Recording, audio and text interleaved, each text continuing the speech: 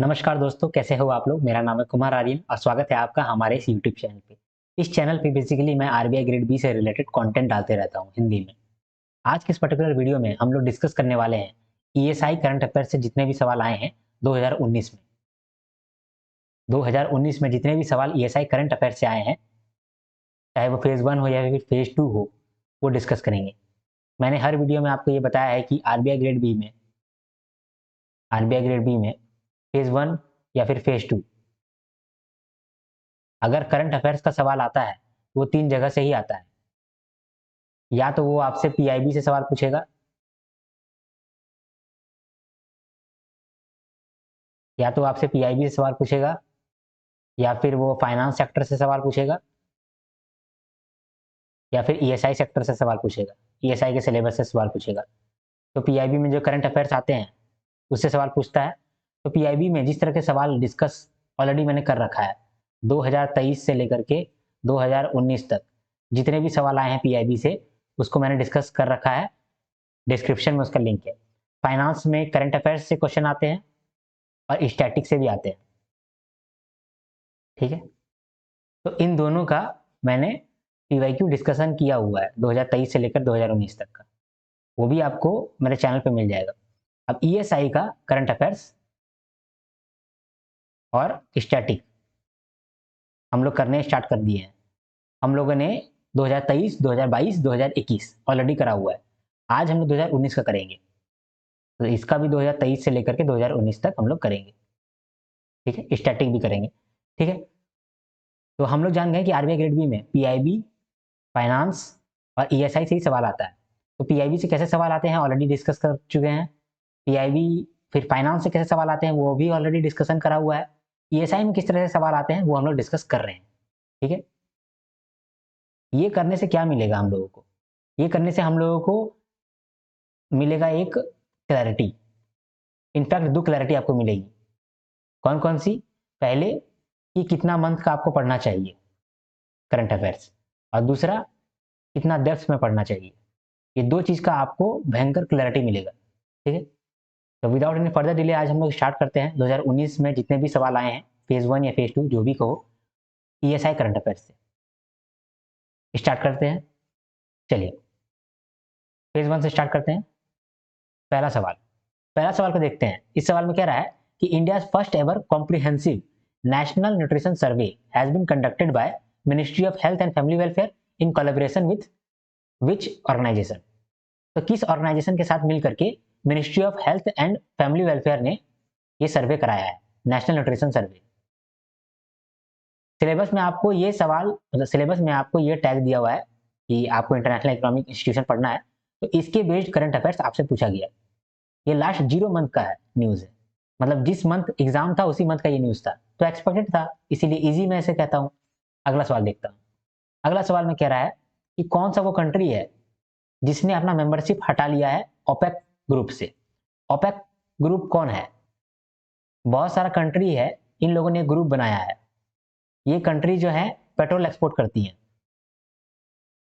Petrol exporting countries है ये, और इन लोगों का ग्रुप का नाम है ओपेक। ओपेक का फुल फॉर्म है organisation for petroleum exporting countries.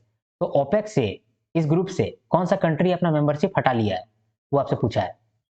ये लास्ट 1 मंथ का न्यूज है, इजी कैटेगरी का न्यूज है, ठीक है। अगला सवाल देखते हैं। अगला सवाल अब फेज 2 का है। फेज 1 से 2 सवाल आए, अब फेज 2 को देखते हैं। फेज 2 में पहला सवाल बोल रहा है कि गवर्नमेंट ऑफ इंडिया कितना रुपया डालेगी अल्टरनेट इन्वेस्टमेंट फंड में। How much amount would be injected by union government in alternate investment fund. कितना रुपया डालेगी? ये अल्टरनेट इन्वेस्टमेंट फंड किस तरह का होता है, क्या होता है, ये जान लेते हैं। जो गवर्नमेंट ऑफ इंडिया है, ये अल्टरनेट इन्वेस्टमेंट फंड में कितना रुपया डालने वाली है, ये पूछा है सवाल में। अल्टरनेट इन्वेस्टमेंट फंड वो फंड होता है जो कि कंपनी लोग के लिए यूज में आता है। एक कंपनी में आप डायरेक्ट इन्वेस्ट कर सकते हैं, कैसे? उसका कैपिटल खरीद लीजिए, है ना, शेयर खरीद लीजिए, वैसे आप इन्वेस्ट कर सकते हैं। ये तो हो गया नॉर्मल इन्वेस्टमेंट। ऑल्टरनेट इन्वेस्टमेंट क्या होगा? आप डायरेक्ट इन्वेस्ट नहीं कर रहे हैं, इनडायरेक्ट इन्वेस्ट कर रहे हैं। जैसे गवर्नमेंट सब्सिडी दे दे रहा है, गवर्नमेंट ग्रांट दे दे रहा है, ठीक है, या फिर प्राइवेट इक्विटी का कुछ काम हो रहा है, इस तरह को बोलते हैं ऑल्टरनेट इन्वेस्टमेंट फंड। तो यहाँ पर गवर्नमेंट सब्सिडी या ग्रांट दे करके ऑल्टरनेट इन्वेस्टमेंट फंड देता है। तो कितना देगा वो पूछा है, कितना अमाउंट का देगा वो पूछा है आपको, ठीक है। How much amount would be injected by union government in alternate investment fund. ये जो अल्टरनेट इन्वेस्टमेंट फंड है, ये डायरेक्टली आपके सिलेबस में दिया हुआ है। अल्टरनेट इन्वेस्टमेंट फंड सिलेबस अगर आप नहीं देखे हो तो मेरा एक वीडियो है जिसमें मैंने आपको सिलेबस याद कराया है, वो वीडियो आप जरूर देखो। तो आपका अगर सिलेबस टैग से डायरेक्ट सवाल पूछ रहा है करंट अफेयर्स में, जो कि लास्ट 1 मंथ का न्यूज में है, तो वो एक्सपेक्टेड है, इसीलिए मैं इसे ईजी कहता हूँ। अगला सवाल देखते हैं। अगला सवाल में कहता है कि वो कौन सा ऑर्गेनाइजेशन है जिसने एक मास्टर प्लान बनाया है $300 मिलियन का for logistic infrastructure development Calcutta में। तो कलकत्ता में लॉजिस्टिक इंफ्रास्ट्रक्चर को डेवलप करने के लिए कौन सा ऑर्गेनाइजेशन ने एक मास्टर प्लान बनाया है जिसका वर्थ है $300 मिलियन। तो वो कौन सा बैंक है या फिर कौन सा ऑर्गेनाइजेशन है, ये आपसे पूछा है। ये लास्ट 1 मंथ का न्यूज है, ये मॉडरेट किस्म का न्यूज मैं कहूंगा इसे। अगला सवाल देखते हैं। अगला सवाल है ग्रोथ एंड डेवलपमेंट से रिलेटेड। इसमें बोला है contribution of agriculture to GBA घट गया है 15% से, अभी कितना परसेंट हो गया है वो बताओ। ये जीबीए क्या होता है? ये ग्रोथ को मेजर करने के लिए हम लोग जीबीए का इस्तेमाल करते हैं, ग्रॉस वैल्यू एडेड। ग्रोथ कैसे मालूम चलता है? जीडीपी से। जीडीपी को कैलकुलेट करने का एक तरीका है जीबीए देखना। जीबीए से आप जीडीपी कैलकुलेट कर सकते हैं, ठीक है। तो जब जीडीपी, कोई देश का जीडीपी में बहुत कुछ लगता है, जैसे कि जीडीपी में एग्रीकल्चर भी रहता है, सर्विस सेक्टर भी रहता है और इंडस्ट्री रहता है, ठीक है। तो बोल रहा है कि एग्रीकल्चर का शेयर घट गया है, तो कितना घटा है ये आपसे सवाल में पूछा है। The contribution of agriculture to the GBA has decreased from 15% to what percent, वो आपसे पूछा है। ये लास्ट 6 मंथ का सवाल है, लेकिन ये इजी है। क्यों? क्योंकि ग्रोथ एंड डेवलपमेंट पहला आपका सिलेबस का चैप्टर है, उससे ही आपका ये नॉर्मल सवाल पूछा गया है, इसीलिए ये इजी हो जाता है। अगला सवाल को देखते हैं, ठीक है। इस सवाल को आप ऐसे भी देख सकते हो, ठीक है। इस सवाल को आप ऐसे भी देख सकते हैं। जीबीए को आप ये समझ लीजिए कि ये नेशनल इनकम है, ठीक है। जीबीए को आप समझ लीजिए कि नेशनल इनकम है। अगर जीबीए नेशनल इनकम है तो नेशनल इनकम में एग्रीकल्चर का कितना शेयर है? नेशनल इनकम में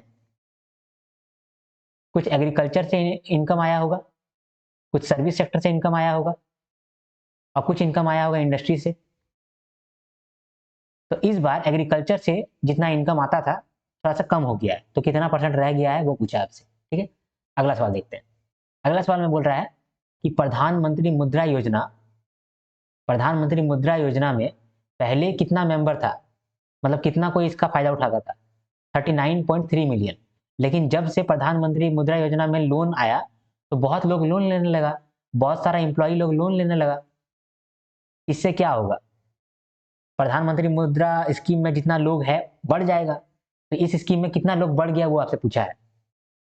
as per the report, number of employees in the establishments that availed loans under Pradhan Mantri Mudra Scheme increased to how many millions from 39.3 million before the loans। Loan से पहले तो loan से पहले जब loan उतना नहीं मिलता था तो 39.3 मिलियन था। अब बहुत सारा इंप्लॉई लोग लोन लेने लगा तो प्रधानमंत्री मुद्रा योजना बड़ा हो गया, तो कितना बड़ा हो गया वो आपसे पूछ रहा है। ये एम्प्लॉयमेंट जनरेशन का थोड़ा सा सवाल है, लास्ट 1 मंथ का न्यूज था, इजी कैटेगरी का न्यूज है, ठीक है। अगला देखते हैं। एक पैसेज दिया गया था निर्भया स्कीम के बारे में, लेकिन इस पैसेज में बताया नहीं गया था कि किस स्कीम की बात हो रही है, खाली बहुत सारा कुछ लिख दिया था निर्भया स्कीम के बारे में। और आपसे 2 सवाल पूछा गया। पहले बोला कि ये जो इंश्योरेंस स्कीम का बात हो रहा है, person for disability in India, तो कौन सा स्कीम है ये? तो निर्भया स्कीम था, उसी स्कीम के बारे में बात हो रहा था। फिर दूसरा सवाल आपसे पूछा गया कि ये स्कीम के बारे में थोड़ा सा और जानकारी दो। विच of the following is true about the scheme. तो आपको एक स्कीम दे दिया गया, लेकिन बहुत बड़ा पैराग्राफ दे दिया गया, वो निर्भया स्कीम के बारे में बात कर रहा था, आपको बोला नहीं कि ये निर्भया स्कीम है, खाली आपको पैराग्राफ दे दिया। तो उस पैराग्राफ को पढ़ करके आपको 2 सवाल का जवाब देना था। पहला सवाल कि कौन सा स्कीम का बात हो रहा है, which of the following insurance scheme is for person with disabilities. और फिर दूसरा सवाल में आपसे पूछा कि इस स्कीम के बारे में और थोड़ा जानकारी दो, कौन कौन सा स्टेटमेंट ट्रू है वो बताओ, ठीक है। ये मॉडरेट किस्म का सवाल है क्योंकि लास्ट मंथ ये न्यूज में था। ठीक है।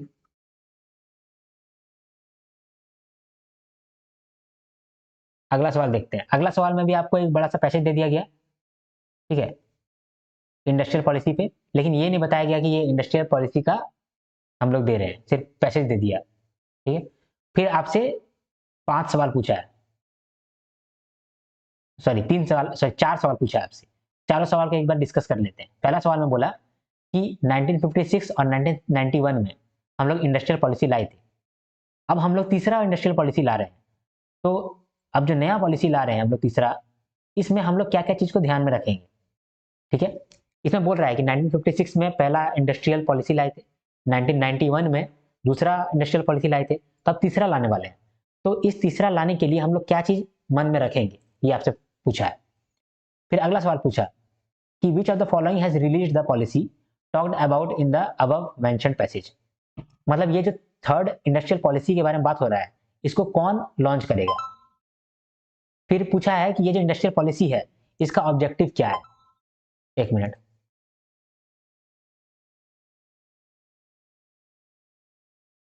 फिर तीसरा सवाल पूछा कि जो इंडस्ट्रियल पॉलिसी है उसका मेन ऑब्जेक्टिव क्या है, the main objectives of industrial policy क्या है, ठीक है। फिर चौथा क्वेश्चन आपसे पूछा कि नेशनल मैन्युफैक्चरिंग पॉलिसी का क्या एम है, वो बताइए, क्या टारगेट है। तो ये सवाल में आपको बहुत बड़ा सा पैसेज दे दिया, वो पैसेज इंडस्ट्रियल पॉलिसी पे था। पहला सवाल आपसे पूछा गया कि थर्ड इंडस्ट्रियल पॉलिसी लाने के लिए हम लोग क्या चीज मन में रखेंगे। दूसरा सवाल पूछा गया, ये जो पॉलिसी हम लोग ला रहे हैं, ये कौन ला रहा है, कौन डिपार्टमेंट इसको ला रहा है। तीसरा सवाल पूछा कि ये इंडस्ट्रियल पॉलिसी का मेन ऑब्जेक्टिव क्या है। चौथा सवाल पूछा कि इस पॉलिसी के अंदर हम लोग नेशनल मैन्युफैक्चरिंग पॉलिसी भी ला रहे हैं, उसका क्या टारगेट है। ये लास्ट 6 मंथ का न्यूज है, इसीलिए मैं इसे मॉडरेट क्वेश्चन कहूंगा, क्योंकि थोड़ा सा ये डीप में चला गया। लास्ट 6 मंथ का इतना डीप में जाना थोड़ा सा हार्ड हो जाता है, ठीक है। ये सवाल देख लें। अगला सवाल देखते हैं। अब इस सवाल को देखते हैं। इस सवाल में भी आपको एक पैराग्राफ दिया था जल शक्ति अभियान को लेकर के, और 3 सवाल आपसे पूछे थे, तो सवाल को डिस्कस करते हैं। पहला सवाल आपसे पूछा कि ये जो मिशन है जल शक्ति अभियान मिशन, इसका कंपोनेंट्स क्या क्या है। Which of the following is or are the components of the mission, ये आपसे पूछा गया। दूसरा पूछा कि इस मिशन के अंतर्गत कितना ब्लॉक कवर्ड होगा। जैसे डिस्ट्रिक्ट होता है वैसे ब्लॉक होता है ना, तो कितना ब्लॉक्स कवर किया जाएगा इस मिशन के अकॉर्डिंग, जल शक्ति अभियान के अकॉर्डिंग। उसके बाद बोला गया कि ये जो जल शक्ति अभियान है, इसमें कौन कौन सा मिनिस्ट्री कोऑर्डिनेट करेगा। ये जो सवाल है इसको भी मैं मॉडरेट कैटेगरी में डालूंगा, क्योंकि थोड़ा सा डीप में आपसे पूछ लिया गया है। लास्ट 6 मंथ का ये स्कीम था। अगला सवाल देखते हैं। अगला सवाल में पूछता है कि एक रिपोर्ट है जिसका नाम है world resources report creating a sustainable food future. तो ये कौन सा ऑर्गेनाइजेशन इशू करता है। ये जो रिपोर्ट है वर्ल्ड रिसोर्स रिपोर्ट, इसको कौन सा ऑर्गेनाइजेशन इशू करता है।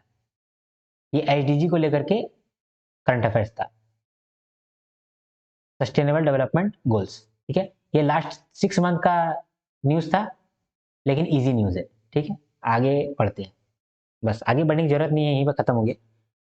सारे क्वेश्चन के एक बार फिर से डिस्कशन कर लेते हैं। तो पहला सवाल में बोल रहा था कि इंडिया में पहली बार नेशनल न्यूट्रिशन सर्वे हुआ, तो इसको कंडक्ट करने वाला कौन था। पहला तो ministry of health and family welfare था, और दूसरा कौन था। फिर अगला सवाल में पूछा गया कि ओपेक ग्रुप में, ओपेक कंट्रीज का जो ग्रुप है, उसमें से कौन सा कंट्री अपना मेंबरशिप विड्रॉ कर लिया। फिर फेज 2 में आए, उसमें पूछा गया कि गवर्नमेंट ऑफ इंडिया कितना अमाउंट इंजेक्ट करने वाली है, कितना अमाउंट डालने वाली है अल्टरनेट इन्वेस्टमेंट फंड में, किस तरह से डालती है, सब्सिडीज के माध्यम से और ग्रांट के माध्यम से। फिर आपसे पूछा गया कि कौन सा ऐसा ऑर्गेनाइजेशन है जिसने मास्टर प्लान लॉन्च किया है और सबमिट किया है कोलकाता में, किस लिए, लॉजिस्टिक इंफ्रास्ट्रक्चर को डेवलप करने के लिए। तो ये कौन सा ऑर्गेनाइजेशन है। फिर आपसे पूछा गया कि जीवीए यानी कि नेशनल इनकम में एग्रीकल्चर का जो शेयर है वो गिर रहा है, तो कितना गिर गया है वो आपसे पूछा है। फिर आपसे पूछा है कि प्रधानमंत्री मुद्रा स्कीम के अंतर्गत बहुत सारा न्यू न्यू एम्प्लॉइज ऐड हुआ है, जिसकी वजह से प्रधानमंत्री मुद्रा स्कीम बढ़ गया है, तो कितना मिलियन तक बढ़ गया है वो आपसे पूछा है। फिर निर्भया स्कीम से रिलेटेड आपको एक पैसेज दिया गया, और फिर इससे रिलेटेड 2 क्वेश्चन पूछे गए।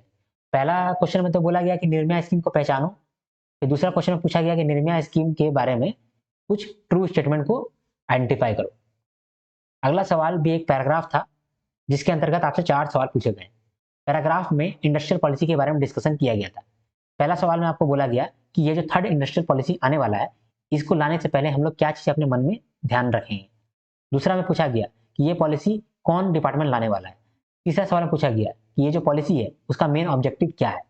और चौथा सवाल में पूछा गया कि इस पॉलिसी के अंतर्गत एक नेशनल मैन्युफैक्चरिंग पॉलिसी भी आ रहा है, इसका क्या एम है, क्या टारगेट है, ये बताओ। फिर अगला सवाल हम लोग देखें, इसमें भी एक पैराग्राफ दिया गया था जल शक्ति अभियान को लेकर के। इसमें आपसे 3 सवाल पूछे गए 2-2 नंबर करके। पहला सवाल था कि इस मिशन का कंपोनेंट्स कौन कौन से हैं। दूसरा सवाल पूछा गया कि इस मिशन में कितने ब्लॉक्स को कवर किया गया है। तीसरा सवाल पूछा गया कि कौन कौन सा मिनिस्ट्री इसमें कोऑर्डिनेट करेगी। फिर अगला सवाल हम लोग देखें कि वर्ल्ड रिसोर्स रिपोर्ट, ये जो रिपोर्ट है किसने लॉन्च किया है, कौन इशू करता है। और इस तरह से हम लोगों ने हर क्वेश्चन को एक बार डिस्कशन कर दिया। अब हम लोग नेक्स्ट वीडियो में आपसे मिलेंगे। तो अगर आपको ये वीडियो अच्छा लगा तो आप मेरे वीडियो को लाइक कर सकते हैं, शेयर कर सकते हैं और सब्सक्राइब कर सकते हैं। अगर आप मेरे वीडियो को सब्सक्राइब करोगे तो आगे आने वाले वीडियोस में आपको बहुत फायदा मिलेगा।